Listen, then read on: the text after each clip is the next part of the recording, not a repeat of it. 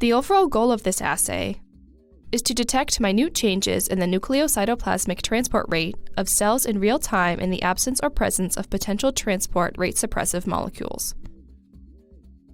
This method can help answer key questions about specific neurodegenerative diseases, such as ALS, that have been proposed to negatively impact nucleocytoplasmic transport. Some advantages of this technique are that it is highly sensitive and quantitative, and that it allows the real-time analysis of minute changes in the nucleocytoplasmic transport rate. Demonstrating the procedure will be Shani, a graduate student from my laboratory.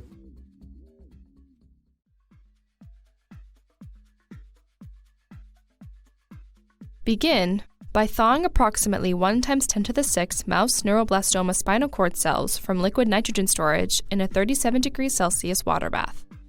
When the cells are fully thawed, collect them by centrifugation and resuspend the pellet in 1 milliliter of fresh medium. Then transfer the cells into a 15 milliliter flask containing 5 milliliters of cell culture medium for an overnight incubation at 37°C and 5% carbon dioxide. When the cells reach 90% confluency, place 8 uncoated cover slips into individual 60 millimeter culture dishes and sterilize the cover slips with 70% ethanol. Dry the cover slips under UV light for 30 minutes.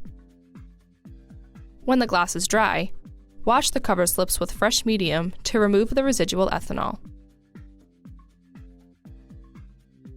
When the cover slips are ready, dissociate the neuroblastoma cells with trypsin EDTA for about 15 seconds in the cell culture incubator.